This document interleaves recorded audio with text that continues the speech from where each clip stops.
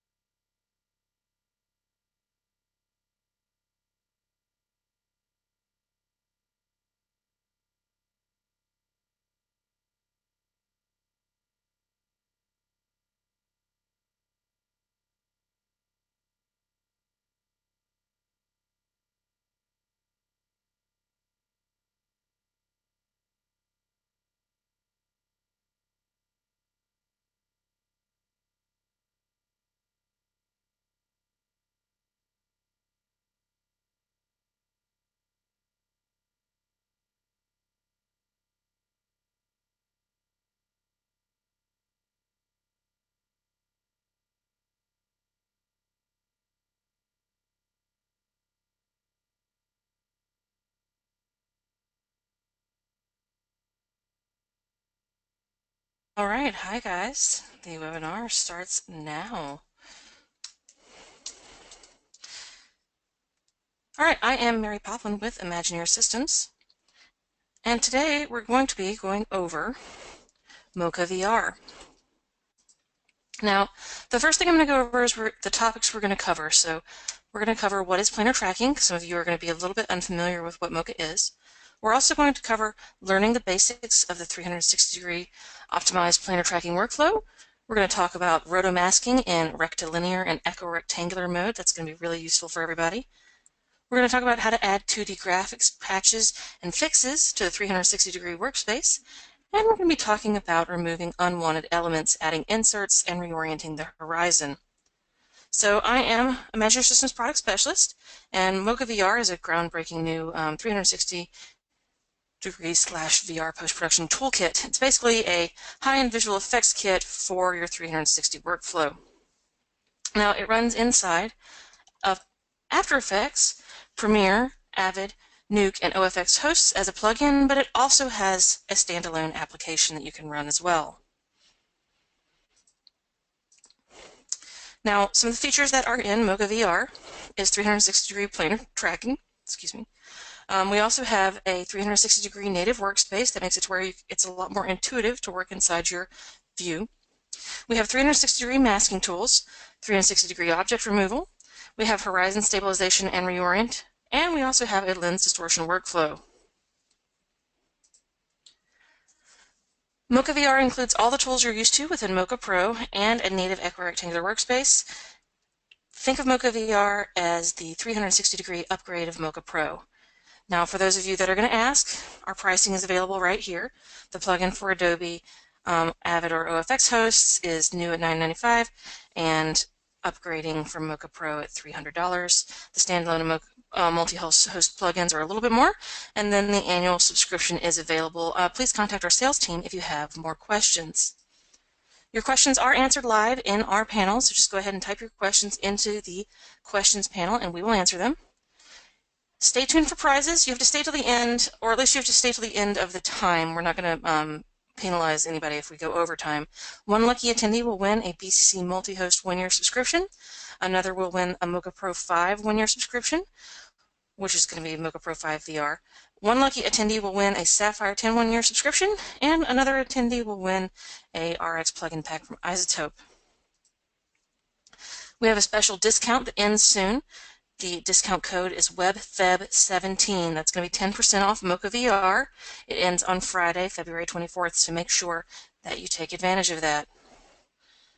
Oh, I read the prizes wrong. I'm sorry. I had two different prizes in here.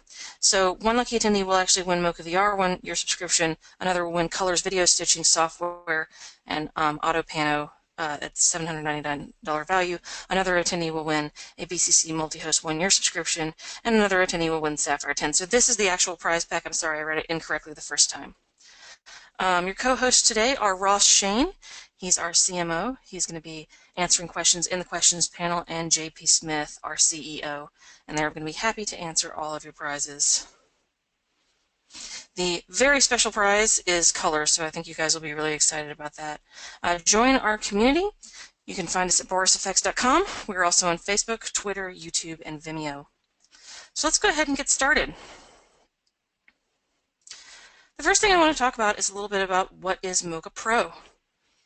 All right, so for those of you that don't know, Mocha is a planar tracker, and what does that mean? Well, that means that we're actually able to track objects through all sorts of grain and disturbances. All right, that means we're not a point tracker and we're not a feature tracker. So how does that work?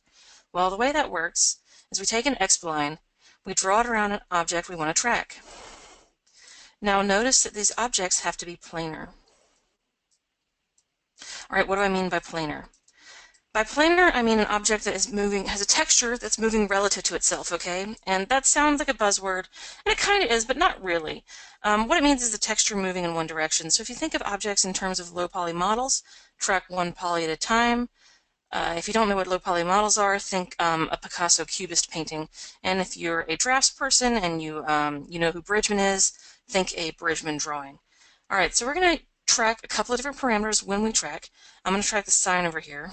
So we're going to track a minimum percent of pixels used. What that is that's actually looking at all of the pixels inside of this spline. And I just want to cover this really quickly because this is the bread and butter of Mocha. This is how Mocha works.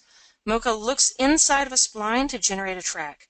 Okay, and both the spline and the surface tool, which is this tool right here, you can see that's showing our grid. You just zoom in so you can see really well. Alright, our surface tool is a representation of the track, okay? But the spline is where the track is looking, and we're looking at a minimum of 90% of pixels inside of the spline in order to track this sign, okay? Now we're going to track translation, scale, rotation, shear, and perspective. Really easy to understand what that is. So translation, we got that, it's pretty obvious. Scale's pretty obvious, okay? Rotation's pretty obvious, but shear and perspective mess people up, so let's talk about what that is.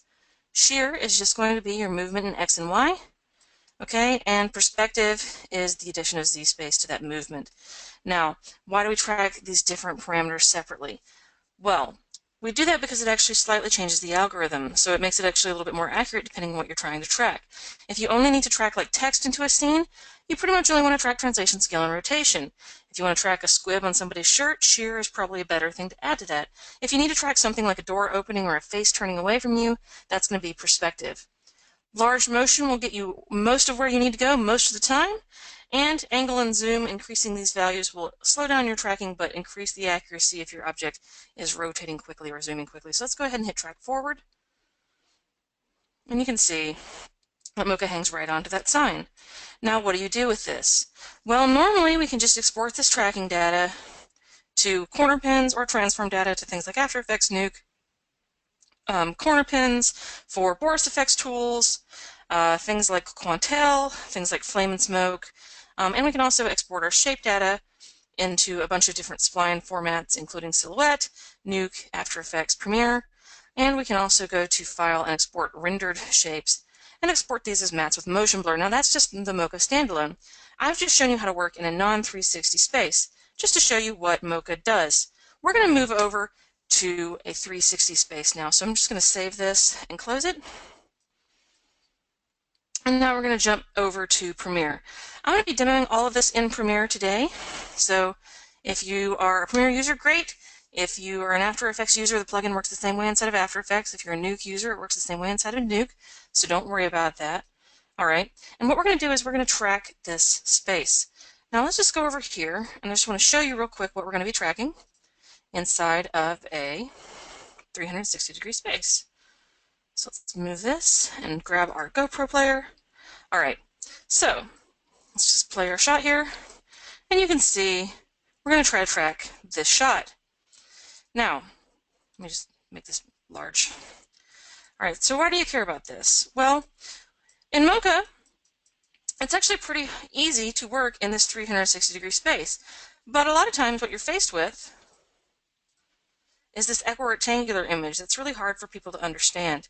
Alright, this just doesn't unwrap well in people's brains. Alright, so in Mocha what we can do is we can go ahead and apply our effect. So inside of our effect panel, now this is where Mocha comes in as a plugin. You can either use it as a standalone, which I showed you for the planar tracking breakdown, but what we're going to do is we're going to show you how to use this right inside of your native host. Okay, so I can come in here and I can go into my effects panel over here. We can type in Mocha, and I can grab Mocha VR and I can drag and drop it right onto my clip. Now I've actually already done that, but I want to show you a couple of things. The first thing I want to show you is that Mocha will automatically detect whether or not this is an equirectangular image as long as your format is a 2:1 format. Alright, now what that means is I don't have to set my lens. For those of you that are used to Mocha Pro, the original, you will remember that setting the lens is something that you do if you have like a barrel distortion and you need to track. What we've done is we've applied that for 360 view as well. Now, inside of our track tab, we can actually get to work. So, let's actually turn our 360-degree view on. I just want to show you really quickly that you can pan around inside of a 360-degree workspace. So, why do you care about that? Well, we also have the ability to set views. So we can actually look at the back, we can look at the front, we can look at the zenith, we can look at the bottom, which is the nadir, and we can do right and left. Alright, we have those views saved, or we also have custom views saved as well. Alright, and you can map these to hotkeys, which is something a bunch of other tools cannot do. Now, what we're going to do is we're going to track this sign. And I just want to show you real quick why that matters. Let's go back to our equirectangular. And you can see that the sign It's going off into the distance and being altered by the lens tool. Now I could also actually track this grid on the ground as well if we want to see a more dramatic result. So let's actually go to our grate, because that seems like a better thing to track. Notice how it's square here. Just draw a little image right around our grate. Now what we're doing is we're, again, telling Mocha to look here by using our X-spline, drawing a spline around the object we want to track. We're tracking all of the pixels inside of this. I'm going to turn my surface tool on. I'm going to align my surface tool to my grate. Now when I hit 360 again, watch, it's curved properly, and I can hit track forward. And what Mocha will do is Mocha will track this off into the distance.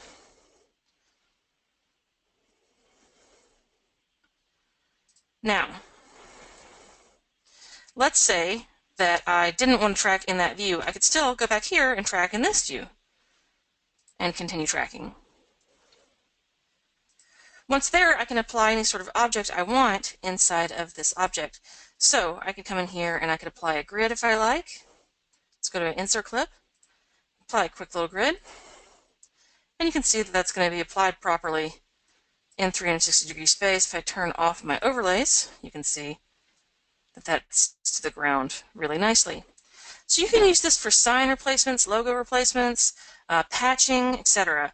What I'm going to show you really quickly, though, is how to do this as a Nadir patch, which is a really common view. So what we're going to do is we're just going to turn this off visually and turn the gear off, because the gear is the action item in Mocha. What I mean by the action item is the gear is telling us whether or not we're tracking or rendering. So let's switch to our 360 view and let's look at the Nadir. I'm going to take a spline and I'm going to draw it.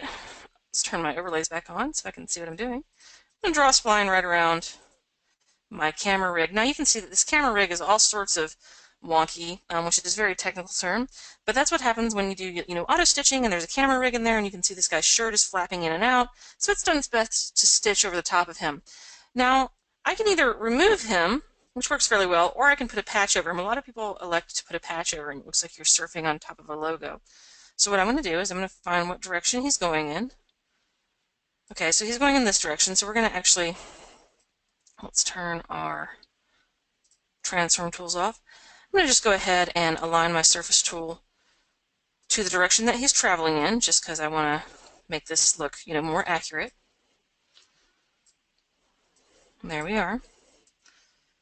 And because he's actually the center of the shot, I actually don't need to do any tracking, but what I can do is I can go to my insert clip and I can either import a clip, I can use an insert layer from my Premiere comp, or I can just, slap our logo on top of it. It doesn't matter what you want to do, or I can just, put a grid on it, whatever I need to do. In this case, we're just going to use our logo, and what I want you to notice is when we switch back to 360 degree, from 360 to our equirectangular view, that we actually have our object on the ground. Alright, so now I can save this, I can close it, and inside of Mocha VR, I can go into our render module, I hit this check mark so that we're rendering, and I'm going to check Insert Composite. What this will do is this will take a moment, and then it will render it to my timeline. Now, because I don't want to basically slow us up, I'm going to go ahead and show us what that looks like over here to an already pre-rendered image. This is just using the Boris Effects logo on the ground. And again, what that looks like in 360 space, so let's just load this back up, take our footage, let's go to our renders, and let's grab our bike tour, throw it in here, and you can see we have our logo on the ground in 360 degree space. Just like that. Alright, so that's pretty neat, but what about rotoscoping? Rotoscoping is like my least favorite task in the world, but let's go ahead and show you how to do that. I'm going to go ahead and take Mocha VR off of this. I'm going to take my color correction off of this. Alright, so this is going to be a blank shot. I'm going to show you how to roto, and then I'm going to show you basically how to take a bunch of roto shapes and apply them. So we're going to go over to our Mocha VR tool, and we're going to drag and drop this right onto our car shot, okay? We're going to launch Mocha VR with this big Mocha button, and now we're going to scrub through our shot. Notice again that our lens has been automatically set to equirectangular, so it's no problem to jump to a 360-degree view. All right, now, the next thing I'm going to do is I'm going to take my X-spline, and cars are actually very reflective, so what does that mean as far as Mocha is concerned? Well, when cars are very reflective, you can consider reflections to be an occlusion. So what I want you to notice is how this car's reflection is changing the texture of the car over time. That means we want to avoid as much of the shine as possible when we're rotoscoping. So instead of tracking the whole car, I'm going to just track these wheels, a little bit of the tail light, you know, and the bottom part of the trim. Okay, so let's take our X-spline, and we're just going to come in here and draw right around our car wheels. I'm going to grab this section, avoiding the chrome, and there's a nice trackable area. Now again, you notice I did not draw a whole shape around the outside of the car. We're going to call this car track, okay, because it's just a little bit more sanitary than naming our layer 45 or 1 or, you know, layer 10, A, B, C, etc. You will thank yourself when you go back to your project, and your coworkers will thank you. We're going to go ahead and hit track backwards on this. And we're tracking translation, scale, rotation, shear, and perspective. Just because this car is moving in perspective and it's a rigid object, I do not recommend that you leave perspective on when you're tracking organic objects, because it can cause some problems sometimes when the object's rotating very quickly. But for things like rigid bodies, it's fine. We're going to go ahead and hit track forward now. If I want to keep my car in the center of the space, I hit my auto stabilize tool on.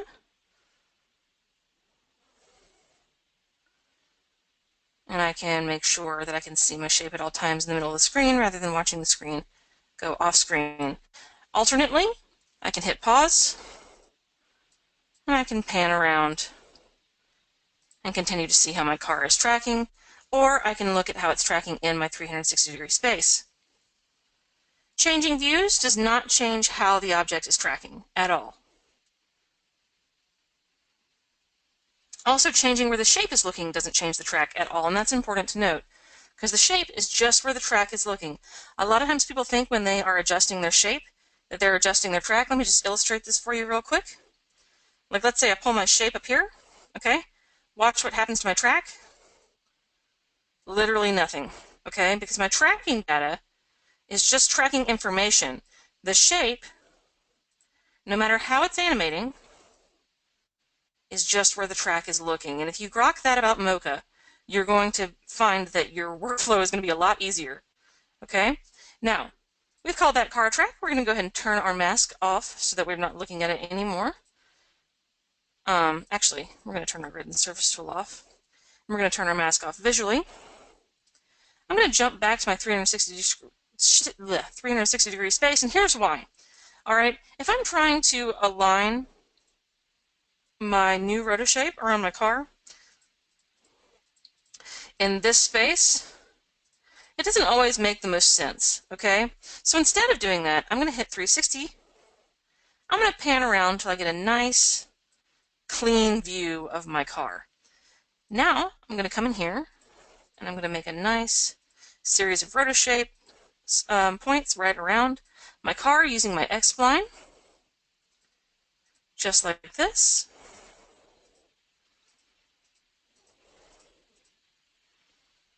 And we're just going to draw around the tires. Now I want to show you something that I really like about X-splines, and that is that in my X-splines, I can actually click and drag, and I can relax for a curve and pull tight for corners. So very quickly, I can get a detailed roto shape without having to do a whole lot of work. Just like that. All right, so now I'm going to take this and I'm going to link this. I'm going to call this car roto. I'm going to go to my link to track and I'm going to link that to car track. All right, so what that's going to do is that's going to make my car roto follow my car track.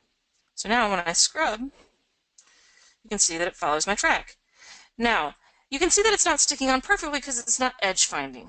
All right, so what I want to do is I want to use my pan tool and I'm going to correct my shape over time. So let's select my shape and let's bring this all in. And let's select my little points over here, bring these over here. Happy little points, as Bob Ross would say. All right, and we're going to drag these shapes all the way over. Now what we're doing is we're cutting our keyframes down to about 1/3 of what we would normally use. We're cutting our roto time in half. Let's just go ahead and finish rotoing this off the screen. Let's just go ahead and pull this over.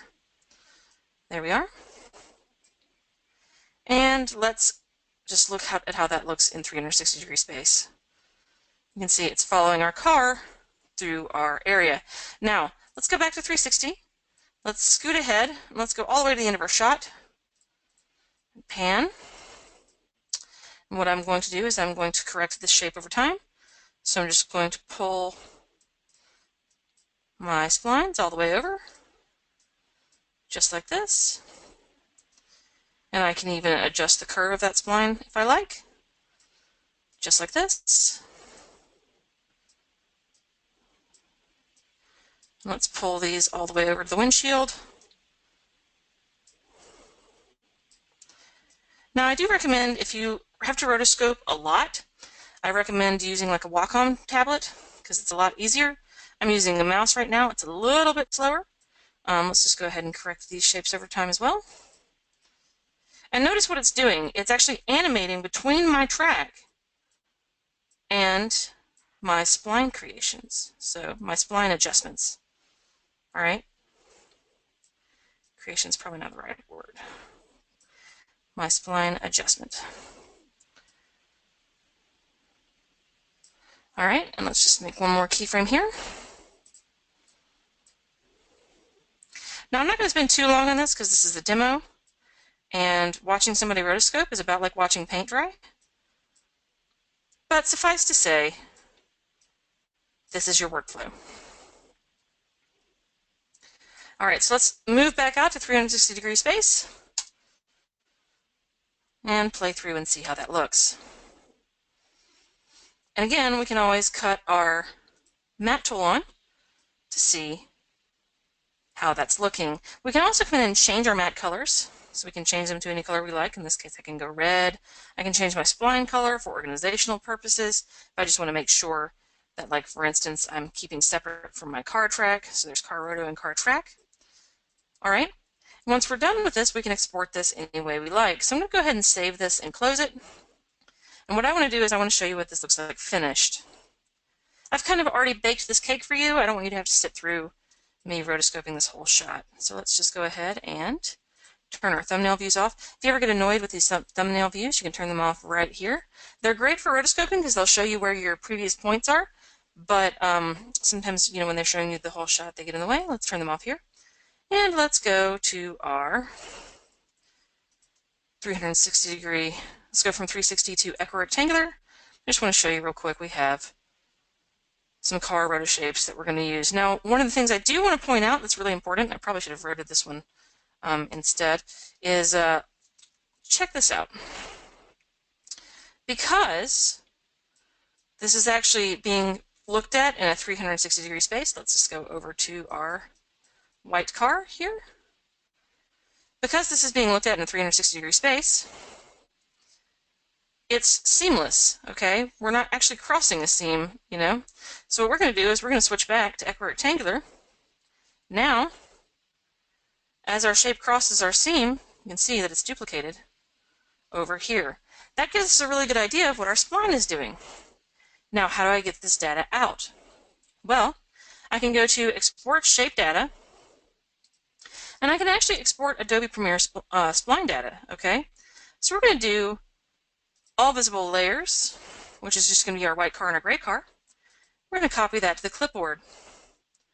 We're going to save this and close it.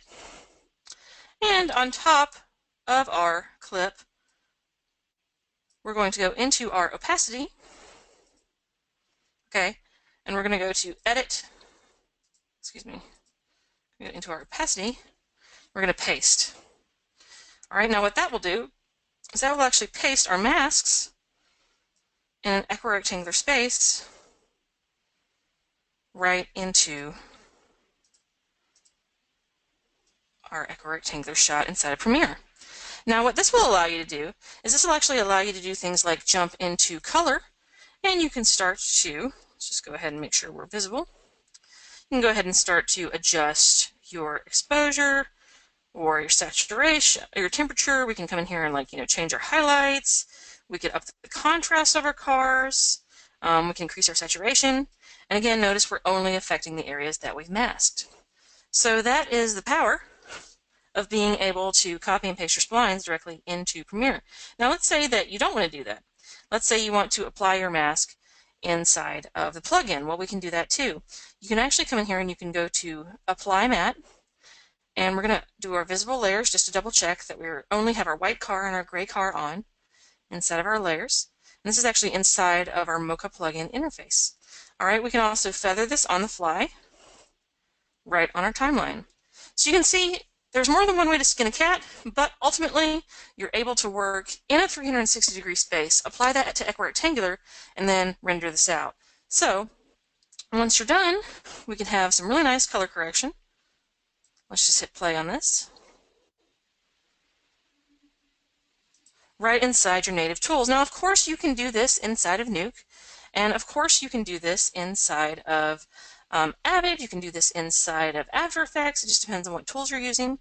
I also want to point out that we have a lot more exports than just Premiere. So in our splines, inside of Mocha VR, we can export to Premiere. We can do basically things like Nuke Roto Basic and Roto Nodes. We can do Shake Roto Shapes, Mocha Shape Data for After Effects. We also have splines that can go into Flame, which is going to be your GMAS scripts. These also work. So, don't think that you have to stick to one thing. And like I mentioned before, we can take our mats. Let's just go ahead and turn these on. We can take our mats and we can go to File and we can go to Export Rendered Shapes. Now what this will do is we can either render by matte color or in grayscale all our visible layers of matting, and we can load that into products like Resolve, things that read black and white mats instead of splines if we don't actually talk to them with splines. So let's go ahead and hit cancel on that. You just could render it out as a movie or a series of PNGs or TIFFs or JPEGs, whatever you want. So we're going to go ahead and close that. Now, moving on, the next thing I want to talk about is going to be the Remove tool. Okay, so what do you do when you have a rig on the floor? Let's go ahead and turn our Mocha VR off. Excuse me. Hello. Thank you. Let's turn Mocha VR off. All right, so what I want to point out here is that we have a camera rig on the ground. Let's show you what that looks like. Let's just go over here to our before and afters. Let's actually show you what our, let's go to our renders and let's show you what our color correction looked like with our Roto-masks before I jump into this. So there's our color correction inside of our 360-degree space. But let's talk about removing rigs. So let's go to our base footage. We're going to grab our shot, drag and drop it in here. What I want to show you is that we have this rig on the ground. Okay? Now, you can see too that there's some stitching errors because, of course, when you do a 360-degree shot, there's some lens distortion, might not all get taken out of the shot. So what you want to do is you want to remove this entire area. Now, the other thing to point out here is that this is a really specific texture on the ground. If I were working on asphalt or something, I could just move more asphalt texture over to cover it. That's not the case with things like wooden floors. They have a pattern on them. So when they have a pattern on them, it's a little bit harder to solve that. All right? No. So what we're going to do is we're going to actually look at all of the frames before and after this rig, and we're going to remove it based on our Mocha tool. So let's go ahead and hit pause on that, and I'm going to show you how this works. And like I said, pause, thank you. All right, so jumping back over to our file, again, we can take Mocha VR and we can drag and drop it onto our timeline. Now, I've actually already done this shot for you because I don't want to make you sit through the tracking, but I'm going to show you what we did, and then we're going to talk about settings because they're the most important. So the first thing I did in this shot is I've done a quick garbage mat. Excuse me. Let's go to our selected layer. Thank you. I've done a quick garbage mat around our lady up here. Okay, now why would I do that? I would do that because when we're tracking our background, you can see that her shadow actually passes over the background. So let's go in our 360-degree view. Let's just look down. And this is where reflections and occlusions and shadows come into play. So I mentioned earlier that Mocha is a texture tracker. Okay, so what does that mean? Well, what that means is that we believe you when you say this is the pattern that we need to track. Okay, so Mocha is really, really specific in what it looks at, and it's a computer. So it's got really, really good vision. So look at what her legs are doing and her body's doing on this floor. All right, it's actually creating some disruptions to my track. So I want to make sure I hold her out. Now, the next thing I want to do is I want to draw a shape around my rig. And again, it's very easy to do. We just go to our Nadir. We draw a little patch right around our camera. And what I want you to see is we haven't had to animate that really at all. Well, maybe like one frame. Okay, and what we're doing is we're applying this shape around our camera to tell Mocha not to look there. Now, we've done both of these holdout shapes, okay? Now, that means that we're telling Mocha to not look at these two shapes when we track this background. And that's really important, okay? Because let's switch back to our view. Let's turn on our track. So this is the area that we're telling Mocha to look at to rebuild the object. Because again, what we're doing is we're looking at all of these pixels, okay? All of these pixels before and after. We're looking at these to rebuild this. So all of these pixels minus these pixels are going to rebuild this area. All right, because we're holding this out. Now, how do we hold it out? Well, inside of Mocha, and this is a feature, not a bug. I know it's hilarious to say that, but really and truly, this is a feature. This is an intended workflow.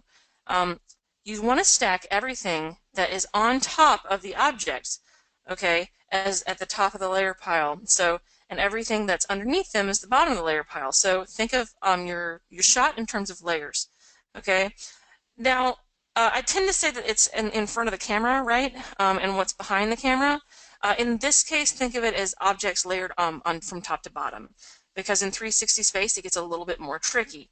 So, if you layer these, both of these shapes, above this shape, these are always going to be held out from the shape below them.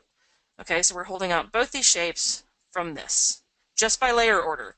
If I put BG over the top of this, what I would be doing is I would be tracking all of these pixels, including these pixels. And I don't want this because this is actually moving, and you can see it's also warping. All right, so that would give me really bad tracking data. So really be mindful of what you're tracking. Be mindful of what the texture is doing. It's not just draw a spline around something and go. You have to be really mindful of what you're tracking. All right, so now let's talk about removes. So for those of you that were on our beta, maybe some of you were, maybe some of you weren't, I do want to talk a little bit about the remove settings. For those of you that have used Mocha Pro before, I'm going to talk about remove settings, and this is obviously going to help new users as well. But there seems to be some confusion with removes. People are like, oh, removes take forever. Removes do not have to take forever, just so you know. Okay? If I've got a shot that's like 5,000 frames long, and because we're working in VR, a lot of shots are 5,000 frames long, I've made these shots a lot shorter because, this is a demo and I don't want you to fall asleep. But for your own workflow, when you have a shot that's like 0 to 5,000, okay, what happens by default is your first frame is going to be 0, your last frame is going to be 5,000, and your frames before and frame after are going to be 5,000. So if you're looking at 5,000 frames when you're doing your remove, obviously this is going to run a little bit slow. So what's best to do is take the first frame you remove and the last frame you remove, leave them alone, because if you need to remove through the whole shot, you're still telling it remove from frame 0 to frame 5000 or whatever the frame number is in your shot. What you really care about is going to be frames before, frames after, and step. Okay? So, frames before. In this case, we're using 100. You could use anywhere up to 500, but if you use up to 500, know that you're going to need to increase your step. All right? The step is saying that we're looking at 100 frames before and 100 frames after to rebuild this shot. The step is saying we're going to look at every single one of those 100 frames before and after. So this is a step of 1, which means we're looking at every single frame. 1 frame, 2 frame, 3 frame, 4, etc. Right? So what we're going to do is we're going to increase our step. We could increase our step to 2. Okay? Now that makes it to where we're actually looking at 50 frames before and 50 frames after because we're looking at every other frame. If we do step of 3, it's going to be every 3 frames. Excuse me, if we're doing a 5, it's going to be every 5 frames, 10 frames, etc. So use this judiciously. The smaller the number, the better. I don't like to do more than like 5 because I want similarly moving pixels so that we don't pull from too wide of a range. But make sure your frames before and frames after is a smaller number, and make sure to increase your step. All right, so we're just going to do a step of 1 though because we don't need it. Now, illumination modeling. All right, this is another thing that can really impede your render time. For a lot of shots, if it's been color corrected and there's no flickering, you do not need to use illumination modeling, okay? As long as the ground is the same color or the sky is the same color or whatever, you don't need to use illumination modeling. If you do need to use it, what illumination modeling does is it looks at all of the information around the outside of this object. So for linear, it's looking at the entire spline. It looks at the hue, saturation, and value around this entire spline. And then it tries to match the hue, saturation, and value of the pixels inside that spline in a linear way based on all of the pixels that are moving around this.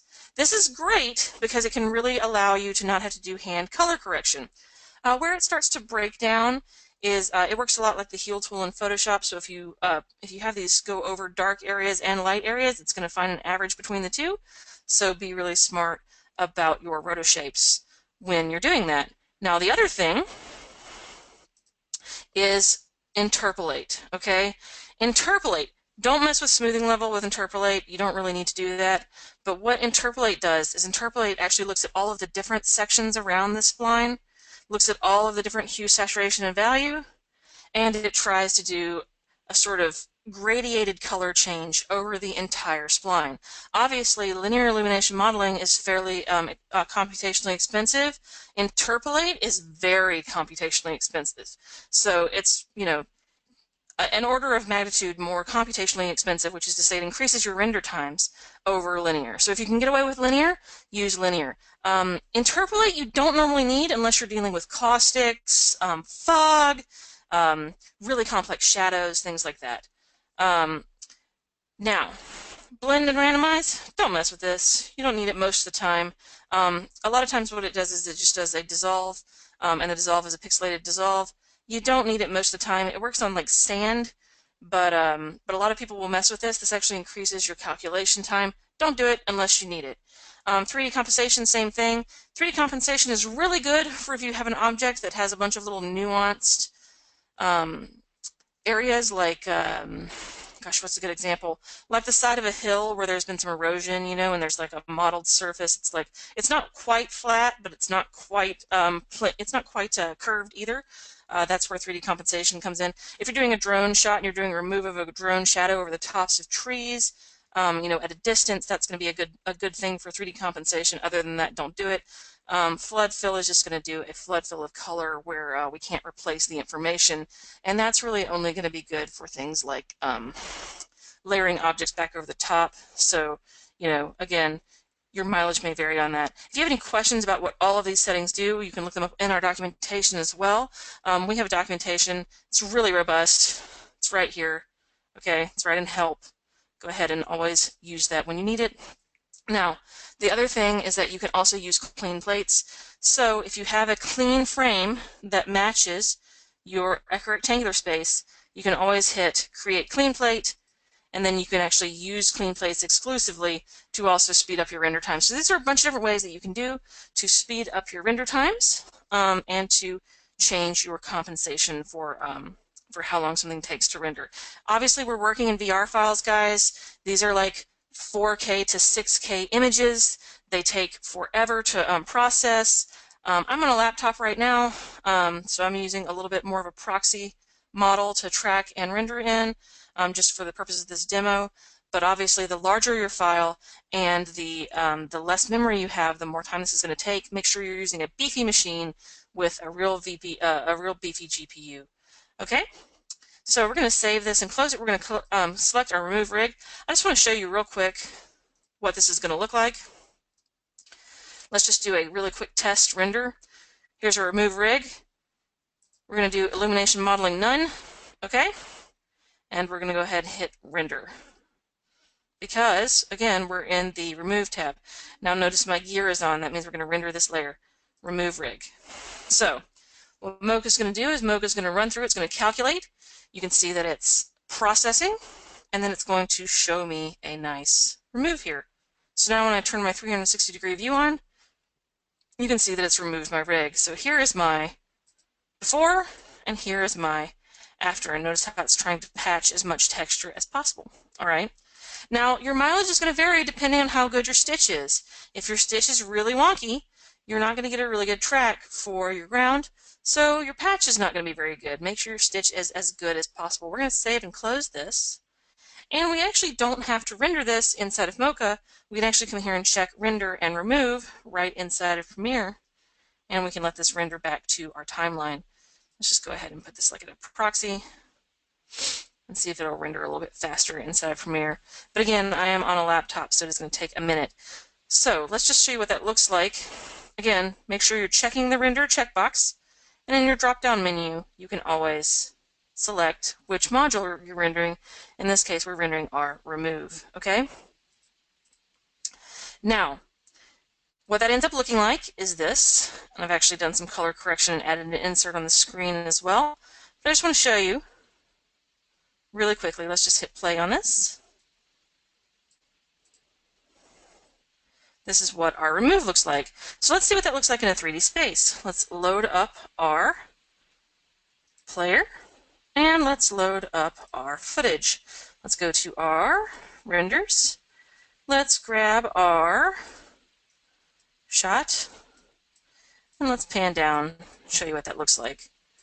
So it gets rid of our rig, but you can see that the stitch is still a little wonky, but it still gets rid of it in a way that's not as obvious, all right? Again, your mileage will vary based on how good your stitch is. All right, so moving right along, we're running out of time. I just want to show you another workflow that you can use. So, you don't have to just do a remove using the remover. So this shot actually works better as an offset patch. Now this is just a really quick, what's this called? Time lapse. Okay, and the time lapse is actually on a long rig. Now this seems like it would be really complicated to remove because of how it goes across the bottom of the screen. Well, what I want to point out is that it's really not that hard. So let's copy this. I'm just going to put this over here. Let's drag this over here. Let's show you how to make this work. Let's go to a add track. Okay, so let's come back over here. And what I want to show you is how we can change this. So we're going to go over to our Mocha VR tool, and we're going to drag our Mocha VR tool right on top of our clip. Now, I don't actually have to launch Mocha for this, because remember what I said about Mocha automatically detecting the equirectangular lens. That means Mocha already knows that this is a VR shot. So what I can do is I can come into my module renders, and I can do lens undistort and hit render. All right?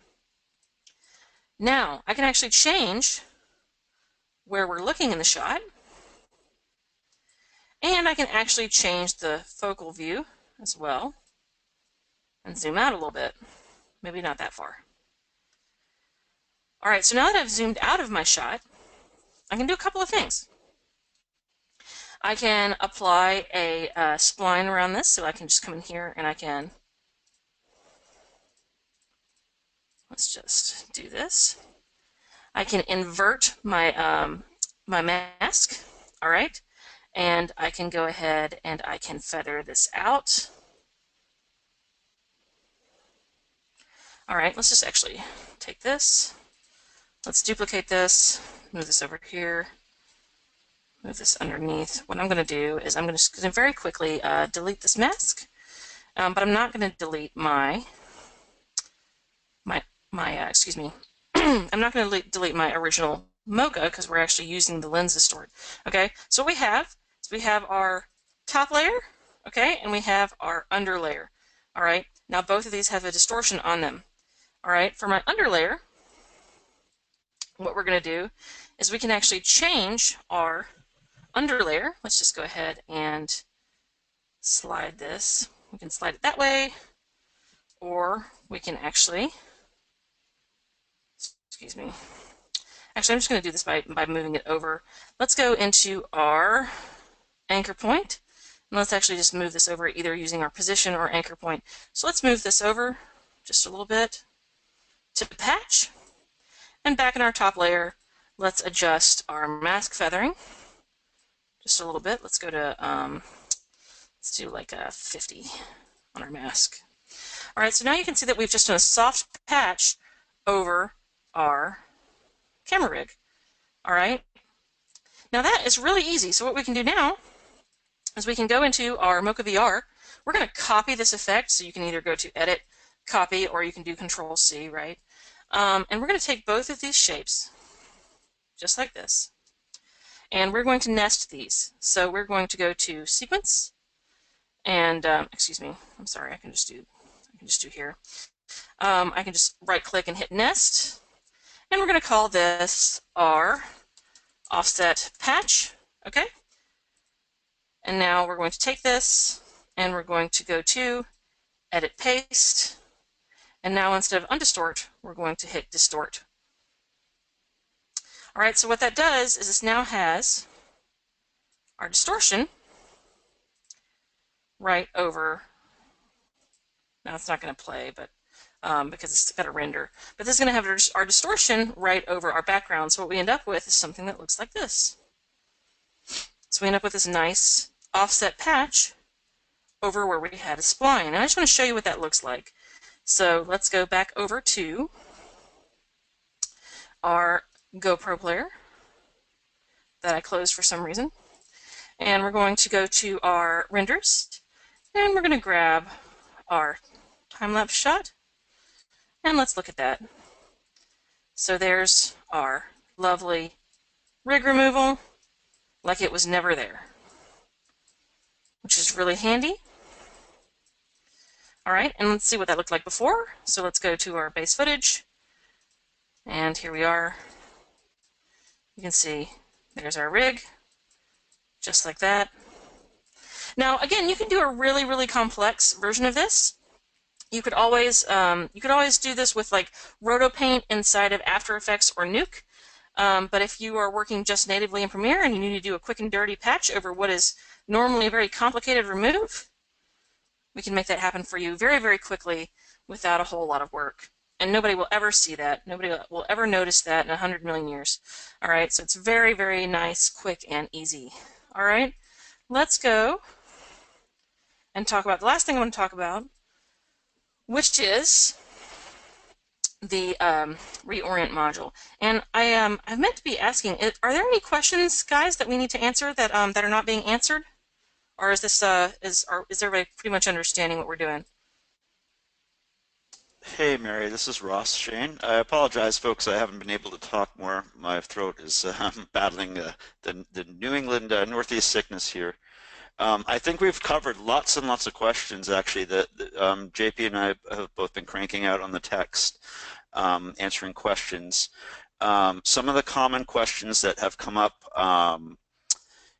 recently, some people are asking about stereo support, and I just want to be really clear that the current Mocha Pro version 4 and 5 does support stereo 3D, meaning we can track both the left and the right eye for tracking, for masking, for object removal, and some of the features you're showing. Mm-hmm. The first version of Mocha VR, just want to be clear to everyone, does not support a stereo workflow, but we do have many people from our beta that have used it on stereo projects that are tracking one eye and then applying offsets. Um, just also to note that we are looking very closely at supporting stereo 360 in future versions of Mocha VR. So it's definitely something on our radar, and we see a lot of questions. Um, Other questions I'm trying to think that we haven't covered yet. Some people are asking about different host support. Just to Mm-hmm. reiterate, that we support Adobe as a plugin. We support both Adobe Premiere and After Effects. We support Avid Media Composer. We support as an Mm-hmm. OFX plugin. We currently support Nuke and Fusion.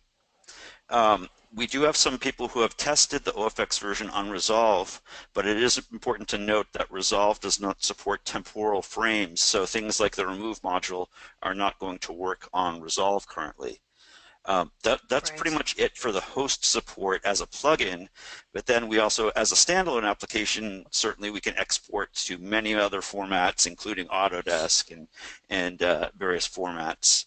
There's some recent questions have just come in about Final Cut support.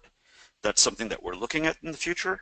We do not Mm-hmm. have a Final Cut plugin available right now, but that the standalone application would be the way to go if you're a Final Cut user. I think that's pretty much it for to get everything up to speed. I know a question just came in. Someone's asking about the horizon stabilize, so I know that's something that you want to That's end on.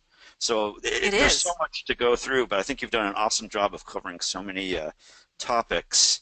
And I guess Perfect. from my perspective, last thing I'll say is I would really recommend anyone who's sitting in the webinar to check out all the video links on the Imagineer site or the Boris site. So thanks for all your work, Mary. Yeah, of course. Yeah, if you're not tired of hearing my voice, we have tons of really in-depth videos about all of these things.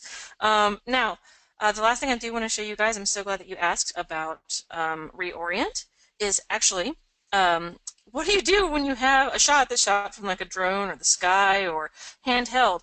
As most of you know, and maybe some of you don't, but as most of you know that have put on a headset, looking at this kind of footage makes you real sick real fast. I'm going to show you in the player, which is less likely to make you sick. If you get easily seasick, look away. So let's do our helicopter shots. Here we are. All right. What I want to show you is that looking at this in a headset can really make you nauseous real fast. All right. And especially when it starts to get really wobbly. Now, we're going to show you how to stabilize this horizon. So let's come over here and let's grab our final renders. We're going to go into our renders here. And we're going to grab our non-stabilize. Let's just show you how much nicer that looks. You get a nice, clean, easy to look at, real pretty view of what we're looking at from our helicopter. So this is a lot easier to watch. So how do we handle this? And of course, it makes the helicopter jostle a little bit. But imagine shooting from that, because that's what's actually happening, to our rig. And now we've actually just stabilized the ground instead. Okay, so let's stop this and let's go ahead and show you how this works. How this works is really easy. Again, you drag your Mocha VR over to your clip. Now, I've actually already tracked this for you because I really don't want you to have to sit through this track because it's hundreds of frames long. But suffice to say, what we've done is we have drawn a spline. Let's just turn this on so you can see what we're tracking. I'm going to change this to a color you can really see. And what we're doing is we're tracking this horizon line. Now, again, equirectangular has been selected for us. We can switch to our 360 view and we can actually take our surface tool and we can align this really nicely to our sky, just so we can really see what's happening. All right, let's turn our grid tool on, switch back. Now, what I want you to see is that we've tracked this entire cloud area, okay? And what we're doing is we're tracking that horizon. Now, we've tracked translation, scale, rotation, shear, and perspective. It's actually really important when you are tracking for your reorient tool that you do track perspective, all right?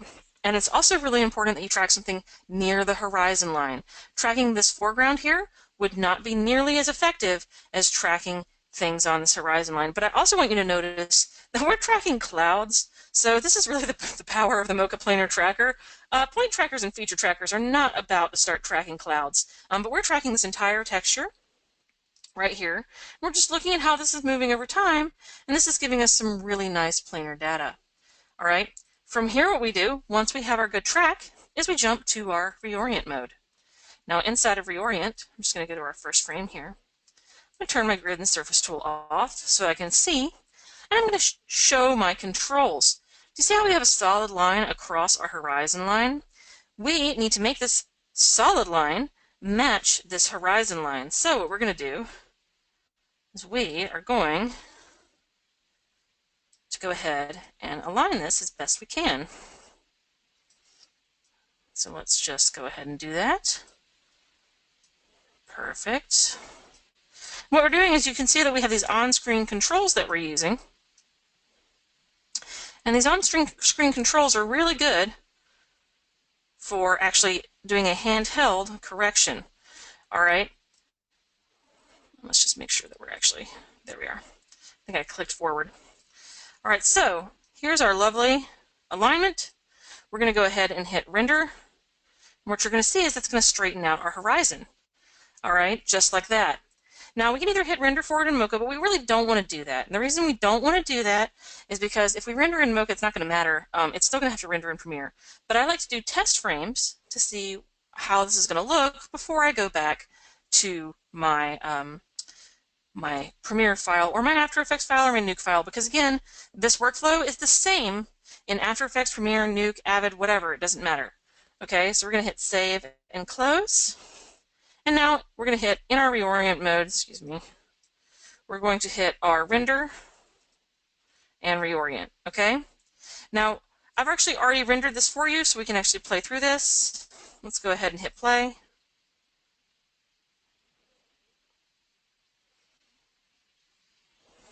And you can see that we have stabilized our footage. Now it's really important when you're doing this that you make sure your horizon lines up. So if I find that inside of my reorient, for example, that it's not quite straight, okay, I can actually come in here and I can continue to adjust this. So let's show our control, and let's just adjust this just like this to be just a little bit more perfect to our horizon. So that's a lot more perfect. So now when I hit render, there's a lot more straight. So save and close, and that will give me better results. Just go ahead and turn our render on. There we are. So that gives us a lot more straight results. So you want to make sure that line is as locked to your horizon as it possibly can be, and then you're going to get really smooth results across the board. But I like that you can continue to adjust the horizon line as well once you're done. All right, guys, that is it for Mocha VR. I mean, that's it for what we're showing today anyway. So what we've gone over, just really quickly, let's talk about that. We've gone over how to do insert patches on the Nadir, how to track objects as they move through space. We've gone over how to rotoscope objects for color correction or whatever your rotoscoping needs are inside of a VR space. We've gone over how to do rig removals inside of a VR space using the remove tool. And we've also gone over how to do simple offset removes using the lens tool. Now the lens tool is also really good for previewing your footage, whatever you want to do, but it's also really good for quick paints and patches. And we've gone over how to stabilize the horizon. If you guys have any questions, I'd love to answer them. Otherwise, I'm going to let us talk about prizes and who wins. Hi everyone, this is Jessie. I just want to quickly announce all the prize winners. Congratulations to Rakesh Malik, who has won the Mocha VR one-year subscription. Congratulations to Amy Kawabata, who has won the Mocha Pro subscription. Congratulations to Hagen Hirsch, who has won the BCC 10 prize. Congratulations to Lovely Hammett, who has won the Sapphire 10 subscription, and the grand prize winner of the color package is Stefan Rocker. You'll be getting emails from me later today. Also, I just want to quickly mention again that you can save 10% off new purchases and upgrades for Mocha Pro 5 with the discount code WEB as in webinar, FEB as in February, and 17 as in 2017. To take advantage of this, you actually have to visit borisfx.com. That's it for me. Does anyone else have anything to say? Let's see. Ross, is there any questions, or JP, are there any questions that you guys want to chime in on? No, I think that we've covered it. We answered tons and tons of questions. We really, really appreciate everyone's time. We love to do these webinars and interact with the users. And, you know, if you have more questions, please use our forums or our support area. And we really do listen to your questions and want to, make our products as useful as possible for all your users out there. So yeah, no, I really appreciate your time, Mary, and we look forward to seeing projects that all of you use Mocha VR on. So thank you very much. Ooh, I have something to add. Okay. We're actually building our new reel. So if you guys have some projects that you're really proud of, you have some stuff you've used Mocha VR on or just Mocha Pro on, we are collecting footage. So please go ahead and send that to us. Ross, what's the best email to send that to? I would just, if you have any footage, I would just send this. I'll just use the main contact us on our website under support or under sales. And that would be awesome. Or if you just want to get on the Imagineer Systems Facebook page and say you have some footage that you'd like to share with us, we're always really looking for interesting footage. And it's also great exposure for anyone who has interesting stuff to share. So thank you. All right, perfect. Thanks, guys, and have a wonderful day.